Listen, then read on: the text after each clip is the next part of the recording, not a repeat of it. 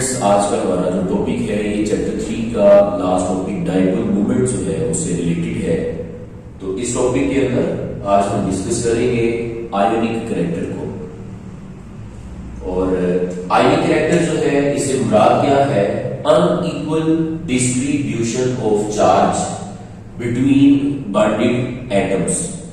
दो एटम्स के दरमियान हम ये जानते हैं कि जब दो एटम्स मिलकर कोवेलेंट बॉन्ड बनाते हैं, लेट्स सपोज एक एटम ए है और एक एटम बी है, तो ये एक कोवेलेंट बॉन्ड है।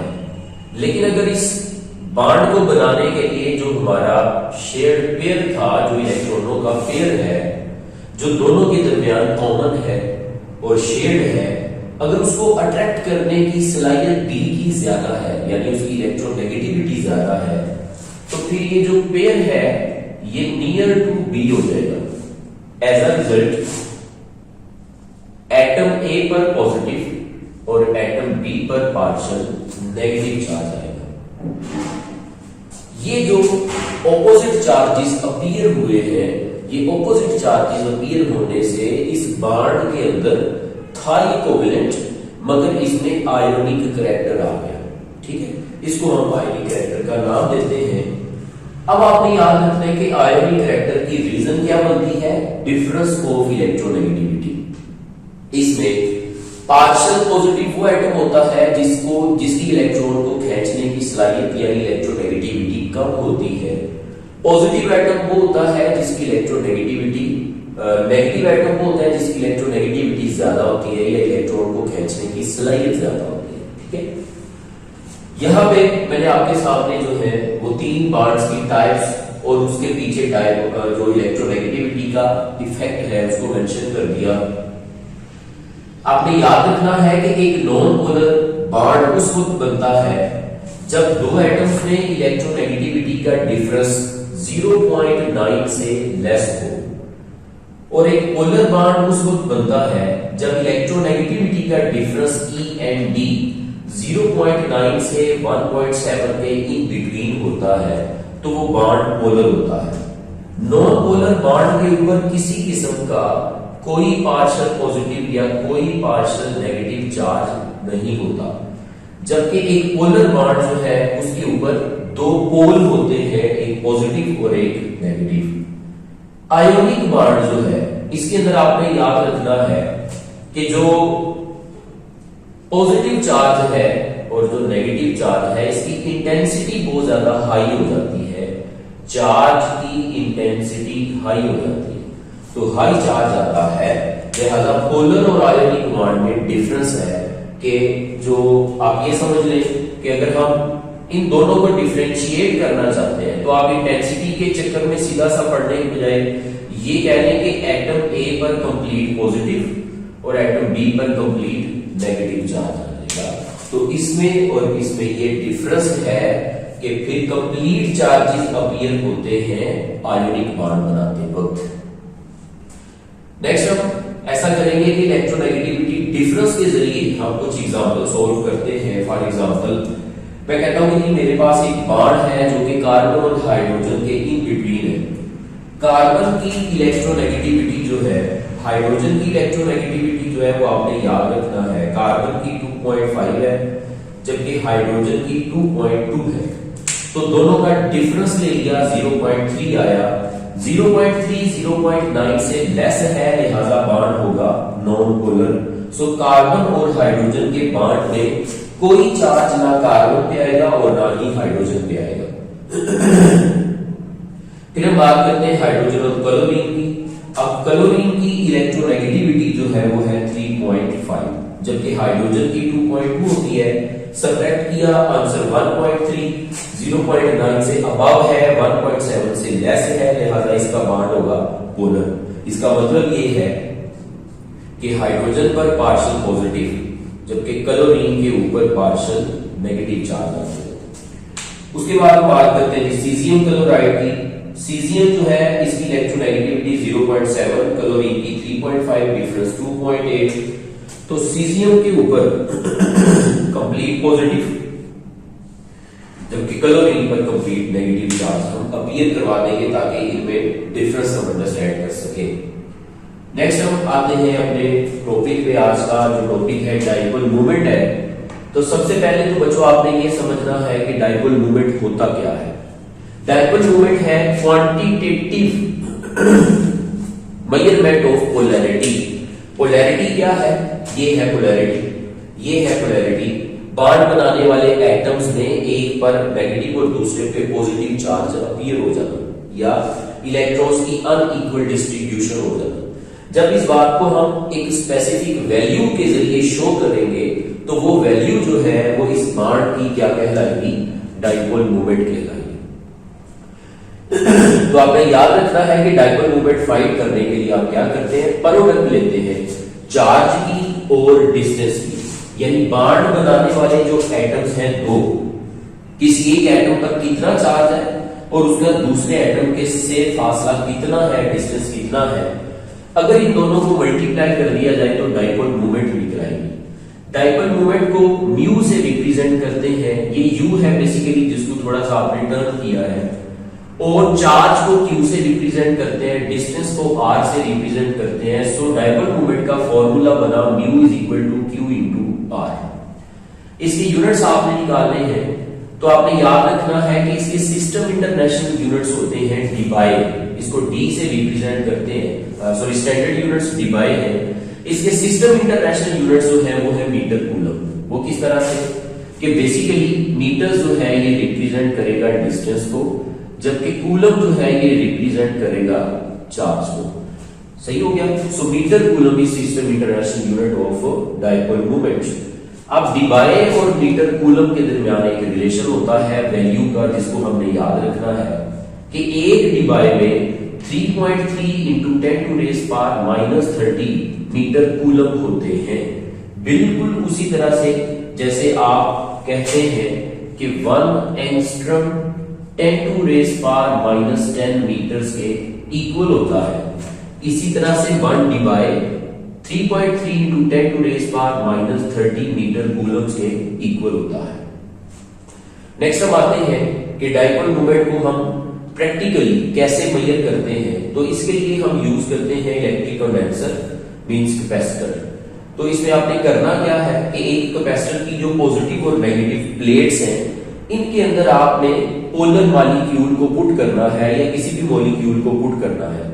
अगर तो वो मॉलिक्यूल पोलर होगा तो उसका एक पार्ट नेगेटिव होगा और दूसरा पॉजिटिव होगा, तो वो मॉलिक्यूल वहां पे अपने आप को इस तरह से एडजस्ट करेगा कि पॉजिटिव प्लेट की तरफ उसका नेगेटिव एंड होगा और नेगेटिव प्लेट की तरफ उसका पॉजिटिव एंड होगा।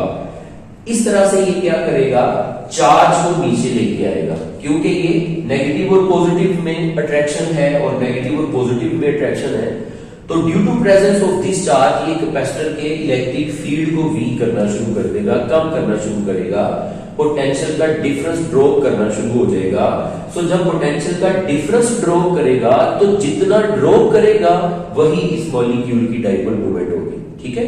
सो हमने करना क्या है कि हमने सिंपली किसी मॉलिक्यूल को कैपेसिटर की दो प्लेट्स के अंदर रखना है। जितना इलेक्ट्रिक फील्ड की स्ट्रेंथ में डिफरेंस आ जाए, पोटेंशियल जितना डिक्रीज कर जाए, तो वो उसकी डाइपोल मोमेंट कहलाएगी। ये एक प्रैक्टिकल वैल्यू होगी डाइपोल मोमेंट की। नेक्स्ट हम ऐसा करेंगे कि डाइपोल मोमेंट जो है इसकी दो टाइप्स हैं, उनको डिस्कस कर लेते हैं। डियर स्टूडेंट्स, नेक्स्ट हम बात करेंगे कि टाइप्स ऑफ डाइपोल मोमेंट के हवाले से। तो आपने याद रखना है कि डाइपोल मोमेंट्स की दो टाइप्स हैं, observe dipole moment and ionic dipole moment. अब आयोनिक डाइपोल मोमेंट क्या है कि आयोनिक डाइपोल मोमेंट में हम ये सपोज कर लेते हैं कि हमारे पास एक बॉन्ड है और उस बॉन्ड के ऊपर एक एटम ने इलेक्ट्रॉन मुकम्मल तौर पर लूज कर दिया, दूसरे ने मुकम्मल तौर पर गेन कर लिया। तो एक पर कंप्लीटली पॉजिटिव और दूसरे पर कंप्लीटली नेगेटिव चार्ज आ गया। ठीक है? तो इस तरह का जो बॉन्ड होगा, इसकी जो डाइपोल मोमेंट होगी उसे हम कहेंगे म्यू आयोनिक। दूसरी जो टाइप है, और इसकी यहां पे मैंने एक्सप्लेनेशन दी है कि the product of charge and distance of a bond assuming 100% ionic. आपने याद रखना है कि कोई भी बॉन्ड कभी भी 100% आयोनिक नहीं हो सकता। उसकी वजह क्या है?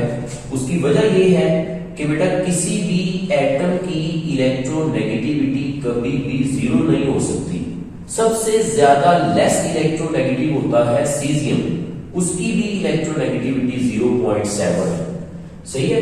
तो लिहाजा इलेक्ट्रोनेगेटिविटी का डिफरेंस जो है वो आपने याद रखना है कि कभी भी जो है वो मैक्सिमम फ्लोरीन जो है उसकी इलेक्ट्रोनेगेटिविटी अगर 4 है तो कोई भी एलिमेंट ऐसा नहीं है, ये सबसे ज्यादा इलेक्ट्रोनेगेटिविटी है, कोई भी ऐसा एलिमेंट नहीं है कि हम उसकी इलेक्ट्रोनेगेटिविटी जो है वो क्या हो, वो 0 हो और इलेक्ट्रोनेगेटिविटी का डिफरेंस 4 आ जाए।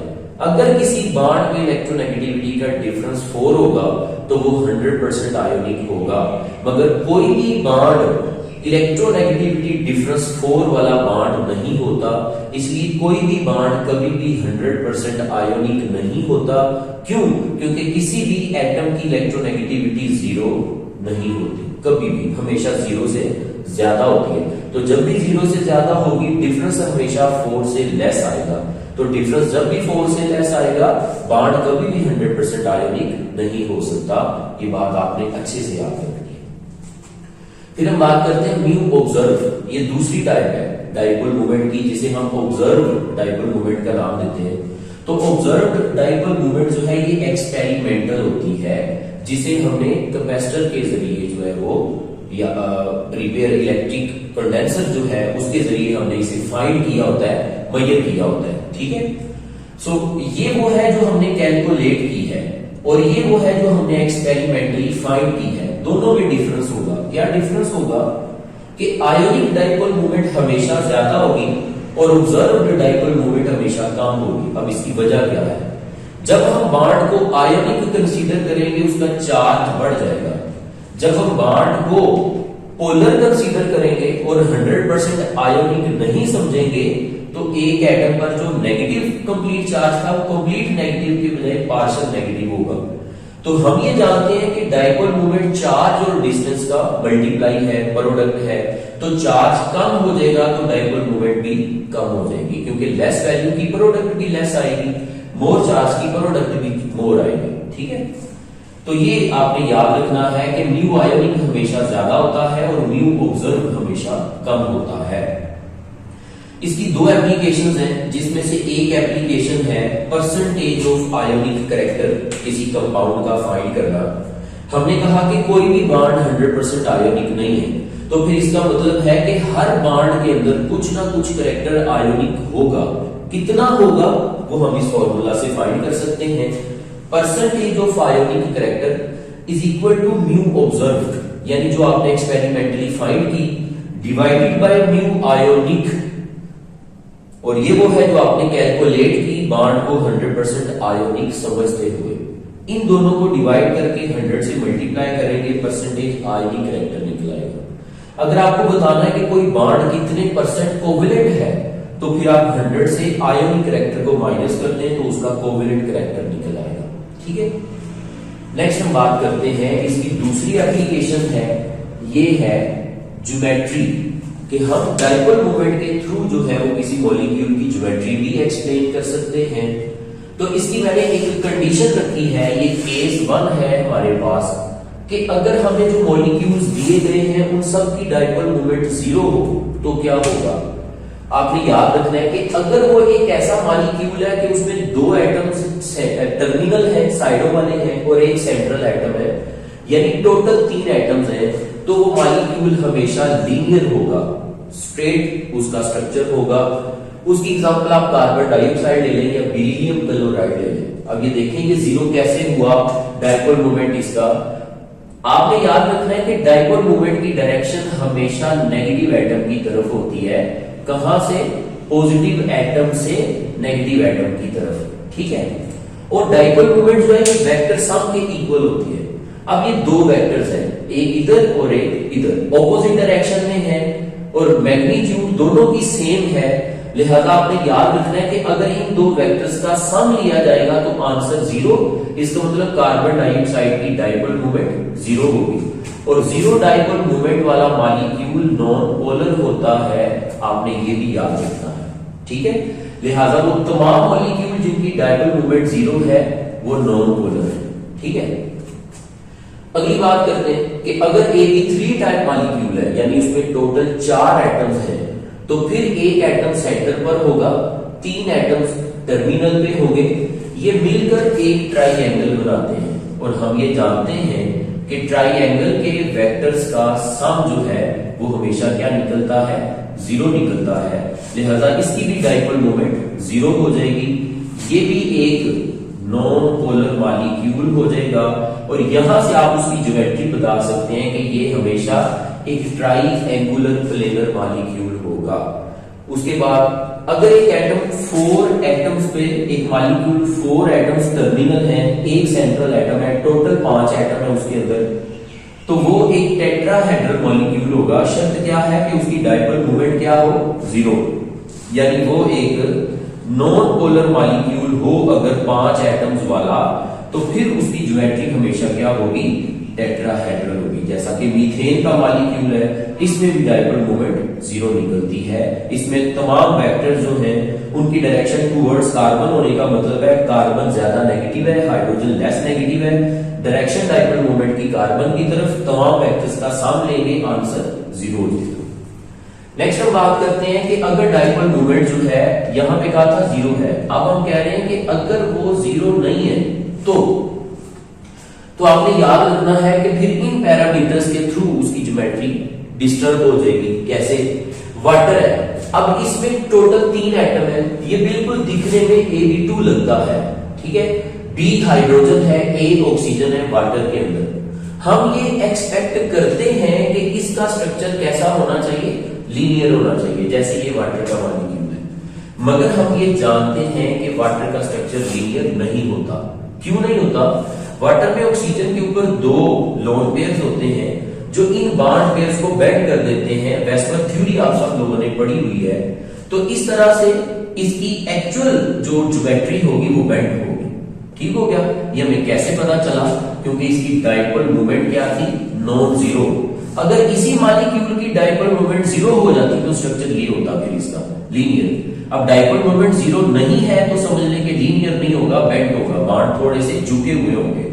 उसके बाद एक सल्फर डाइऑक्साइड का मॉलिक्यूल मैंने सिलेक्ट कर लिया, इस पे भी मैंने सपोज कर लिया कि इसकी डायपोल मोमेंट नॉन जीरो है, यानी मोर देन जीरो है।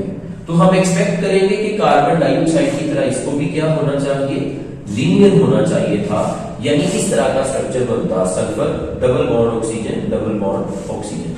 मगर ऐसा नहीं होगा क्योंकि सल्फर पर एक लोन पेयर है और इसकी डायपोल मोमेंट भी क्या है, नॉन जीरो है, मींस मोर देन जीरो। तो जब डायपोल मोमेंट जो है वो नॉन जीरो हो जाए तो आपने याद रखना है कि ऐसा मॉलिक्यूल ना तो इस तरह से यू लीनियर होगा और ना ही वो इस तरह से ट्राइएंगुलर प्लेनर होगा और ना ही वो इस तरह से कभी भी टेट्राहेड्रल होगा, बल्कि उसकी ज्योमेट्री इस तरह से बेंट ज्योमेट्री होगी और उसकी वजह ऊपर पड़े लोन पेयर होंगे। ठीक है, लिहाजा सल्फर डाइऑक्साइड भी बेंट ज्योमेट्री रखता है। तो अब आपने इसको समराइज कर लेना है। अगर 3 एटम्स हैं, 4 एटम्स हैं, 5 एटम हैं, मगर डायपोल मोमेंट जीरो है, तो 3 एटम्स वाला लीनियर होगा, 4 वाला ट्राइएंगुलर प्लेनर होगा, 5 वाला टेट्राहेड्रल होगा।